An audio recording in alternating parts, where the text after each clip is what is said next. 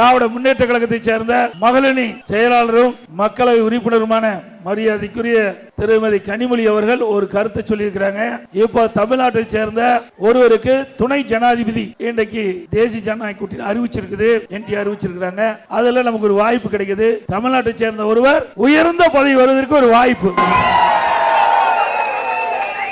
ஆனா இன்றைக்கு திருமதி கனிமொழி அவர்கள் அவர் RSS சேர்ந்தவர், திரு CP ராதாகிருஷ்ணன் அவர்கள் RSS சேர்ந்தவர். அதனால நாங்க அவருக்கு ஆதரவு கொடுக்க மாட்டோம் என்று இன்னைக்கு செய்தி வெளியிட்டிருக்கார். திருமதி கனிமொழி அவர்களே, இதே 1999ஆம் ஆண்டு பாரதிய ஜனதாவோட கூட்டணி வச்சிருந்தீங்க. பாரதிய ஜனதா ஆட்சிக்கு வந்தது. அந்த காலகட்டத்தில் கோயம்புத்தூருடைய வேட்பாளர், பாரதிய ஜனதா கட்சியுடைய வேட்பாளர் மரியாதைக்குரிய மாண்புமிகு திரு CP ராதாகிருஷ்ணன் அவர்கள் கூட்டணி சார்பா போட்டியிட்டார் பாரதிய ஜனதாவில். அப்போ திமுக பாரதிய ஜனதா கூட்டணி சார்பா மரியாதைக்குரிய திரு CP ராதாகிருஷ்ணன் போட்டியிட்டார். அப்பொழுது திராவிட முன்னேற்ற கழகம் இவருக்கு பிரச்சாரம் பண்ணி வெற்றி பெற செய்தீங்களே, அப்பெல்லாம் ஒரு RSS தெரியலையா? சிந்திச்சு பாருங்க.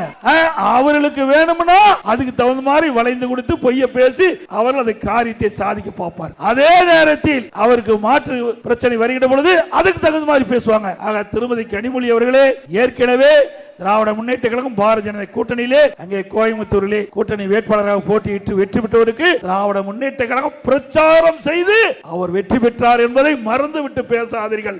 உங்களுக்கு ஆட்சி அதிகாரம் வேண்டுமென்றால் எதை வேணாலும் விட்டு கொடுப்பீர்கள். அடிமை சாசனம் எழுதி கொடுப்பீர்கள். ஆட்சி அதிகாரம் வருவதற்கு உங்கள் குடும்பம் எப்பொழுதும் அதற்காக வரிந்து கட்டி வேலை செய்யும். இப்பொழுதும் அப்படி நீங்கள் வேண்டுமென்றே திட்டமிட்டு அவரை மரியாதைக்குரிய திரு CP ராதாகிருஷ்ணன் அவர்களை உங்களுக்கு வாக்களிக்காவிட்டால் பரவாயில்லை, ஆனால் அவரை அவதூறாக பேச வேண்டாம். தமிழ்நாட்டை சேர்ந்த ஒருவருக்கு உயர்ந்த பதவி கிடைக்கிற ஒரு வாய்ப்பு இருக்குது.